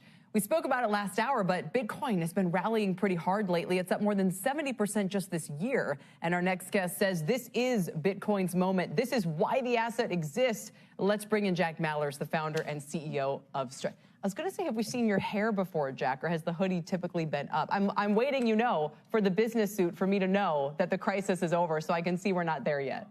Kelly, I got luscious locks, but I'll toss the hood on for you. How are we? The Fed has blown up our financial system. A hell of a Monday, huh? So do you think, okay, let me ask it to you this way, or put it to you this way. A banking crisis is deflationary. And so when I see Balaji and others saying Bitcoin's going to go to $1 million, it may go up, but that may be because of the Fed's response here. The 2010s were not hyperinflationary. There's no obvious reason why now would be hyperinflationary either. Yeah, so Kelly, it's actually not that complicated, and I'm excited to try and convey that to America. There's a market term that's used here in Chicago a lot, is demand finds supply. What do I mean by that? If Ken Griffin is going to want to buy the most expensive condo in America, someone will build it for him. Someone will put a 201st floor in Miami's tallest building. If silver's going to 1000x, I will walk into my kitchen right now. I will melt all my silverware and I will sell it at market. If gold is going to rally, Elon Musk will find more on Mars. Bitcoin is, this is a super important point. Bitcoin is the only monetary instrument in the history of our species that is fixed. It does not matter how much more demand comes into the asset class, Kelly, no one will ever be able to make more of it. There are two things I can guarantee you in my life. One, that I'll die, and the other, that there will only ever be 21 million Bitcoin. And those are what's the two things that I can only value as my life and my Bitcoin. So it is the only fixed supply asset, Kelly. It's not that complicated. It's going to go up because everything else can be issued more. Does that make sense? Why you've got to explain to me one thing. Why is the supply fixed? And is that because someone says it's fixed? Who could change their mind? No, it's a great point and question, Tyler. It's because it's written in the software and the software is distributed. There is no one person to ask. There is no one person to trust. The whole decentralization, is it decentralized so that you could put pictures and NFTs on the blockchain? Is it decentralized so that you could fix gaming? No, it's decentralized so that the defendants of the monetary policy are distributed, is so that it's a network of computers that actually defend the policy and the instrumentation of the monetary asset. That is not the case for Ethereum. That is not the case for any other altcoin. That is not the case for the US dollar. That is not the case for Miami real estate. That is not the case for all right, let me speed it up a little bit because I want him to start talking about the Fed here. The software is written and it is immutable. It is unchanged. Software. And someone tried to do this. I want you to Google my software rules that I run in my home in a room over there. Maybe some other, colleagues, clients, you name it. What do you make of all this? Well, it doesn't matter, right, Kelly? Because the U.S. government, you either got to default on it or deflate it. And so they're backstopping everything. The spigots are wide open. Money printers going burr. So it doesn't matter where your monies are held, is that the government's going to make you whole on it no matter what. So who cares? The only thing that's clear to us and clear to our customers is you cannot hold and save in dollars anymore. I think that there's going to be a new era of the U.S. dollar where inflation will enter a normalized 5, 6, 7, 8, 9, 10%. The days of 2% inflation are over. What if you're wrong, Jack? Because the market, as you know, the market is telling us we've gone from having, expected 3.5% inflation last year to just over 2% now for the next 5 years. Again, it's it doesn't see inflation accelerating and picking up from here. Look at the swap lines we just instituted over the weekend. It reiterates the dollar's dominance in the global financial system. And if anything, we're going to be averaging inflation for the next decade that probably looks a lot more like the 2010s we just came from. It was not inflation. And Bitcoin still did very well, by the way. It was not an inflationary period. Yeah, but Kelly, these swap lines and treating these assets at par that these banks are holding is a load of crap. It's a politically correct way. The swap lines over the weekend were a politically correct way going into an election year for the Federal Reserve to bail out foreign big institutions and not take care of the little guy in the United States of America. Those things aren't trading at par. If they were trading at par, when I walked down to my bank on the corner and I said, I want my money, they'd be able to hand it to me. They can't, Kelly. So this is just a masquerade load of nonsense. If they have to backstop these things with new money, and you're seeing risk on assets, you're seeing scarce assets actually be big winners here. So you could call it inflation because the CPI is a load of nonsense, right? Like the government's going to tell me how the dollar is inflating based on a basket of instruments. Like my Netflix subscription or my Caesar salad doesn't actually tell me how well the dollar is doing or how much it's being devalued. Miami real estate does. Bitcoin does. Bitcoin's up over 50% this year. Yeah. You're telling me that the dollar's not inflating? You're out of your mind. I'm not listening to that. The Fed and the whole monetary system is based on trust, and they constantly break that trust. It'd be the equivalent of there's a fire outside of my house. I smell the smoke, and someone's telling me, no, it's just a bunch of teenagers putting on a bonfire. Okay, but I hear one siren. I hear one police siren. Yeah. Are you sure it's a bonfire? Yeah, it's a bonfire. Now I hear 10 sirens, 100 sirens. Now my whole community is running out. I'm not going to get up and look outside the window, Kelly, and see what's going on. I don't believe them for a second. You've got to be absolutely crazy to believe the Federal Reserve right now. They're full of it, and I don't have to because I own Bitcoin. There's no one that could deflate my instrument. I get to hold it, save in it. I know the monetary policy. I sleep like a baby, like the baby face that I am. Jack, I think you're crazy if you believe the Fed and these swap lines and treating these assets at par. It's a gimmick. It's a scam. We appreciate your time today. Jack Mallers of Strike. All right.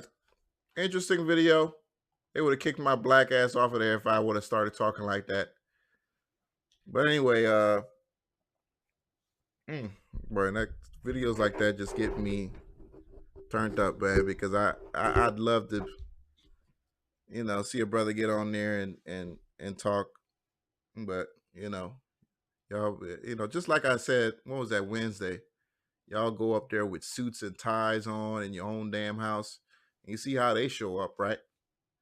But y'all show up there with a tie on in your own damn house. God damn.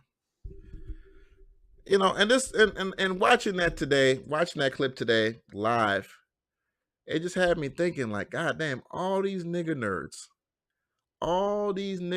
that we have in America, the culture, the community, whatever you want to call us, we don't have a single crypto. We don't have a single, there's no like single crypto that, for the most part, we as a group have been interested in and say, oh yeah, that's the one for our, you remember this, there was this one lady who made that scam Guap coin.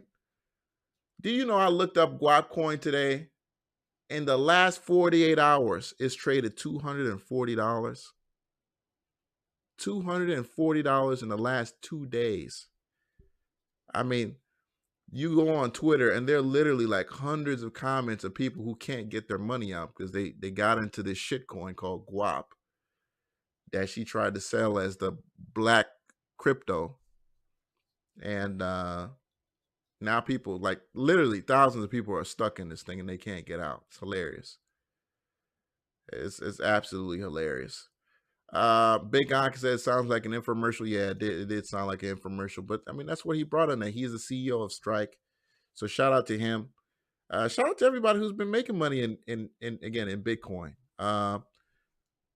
Last thing, Litecoin has been around for damn near as long as Bitcoin, and people are sleeping on Litecoin, man.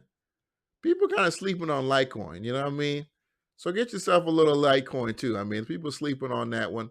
The last time I saw that run, that we had a run crypto wide, Litecoin did really well too. I think people are sleeping on the fact that, hey, this that's a coin that's been around for 10 years too, and there's a use case there in terms of possibly being something for prize money, or there's a use case. There's a use case. No, it's called Guap coin, GUAP. It was called Guap coin, and this fat black woman made it, and she said, "Oh, it's the coin for the culture." And that turd went straight to zero, man. So many people got into that piece of shit, and they're stuck in it. I mean, there are literally thousands of black people who are stuck in Guap coin right now, and they're never going to be able to get out. In fact, I don't even think the project is even still running right now. She made a couple million getting people suckered into that, and it's gone. All the money's gone. There's a new scam right now, or what I suspect to be a scam is Quant, QNT. That's the big crypto now that everybody's talking about. QNT, Quant Now coin. for a last call exclusive is Neuberger Berman Senior Fund Manager Steve Eisman. Coin. So yeah, this is the new thing everybody's talking about now, Quant coin. So yeah, when you start seeing stuff like this, I mean, the hype is coming back, man. The hype is coming back all over again. Quant. They're paying influencers to talk about it. The CEO's talking about it. They're saying 50 Quant can make you a millionaire. Just hold 50 Quants. All right. Next level of Quant explain. So that's the new shit coin that people are promoting right now. So pay attention to that. I will be laughing at that. I have a feeling in the next couple months or two when that goes to zero. All right. All right, ladies and gentlemen, with that said, it's almost midnight. I don't want to keep you guys up too long. It's your boy, Terry Julian. I hope you enjoyed the show today. If you learned something, please follow me on Twitter, Terry Julian Show. Instagram, Terry Julian Show. Stay abreast of the markets, read the tweets, share them. Press like on this video right now if you're still on this. Press like on this video right now if you're still on this. It's the least you can do. I appreciate that. I'll be back again live on Wednesday. I'll make sure I set up the show tonight or maybe tomorrow and let people know to join me live Wednesday, 8 p.m. Eastern Standard Time. I was a little late today. 8 p.m. Eastern Standard Time. I will be live Wednesday. All right.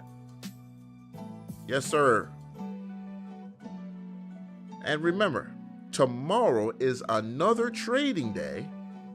Trade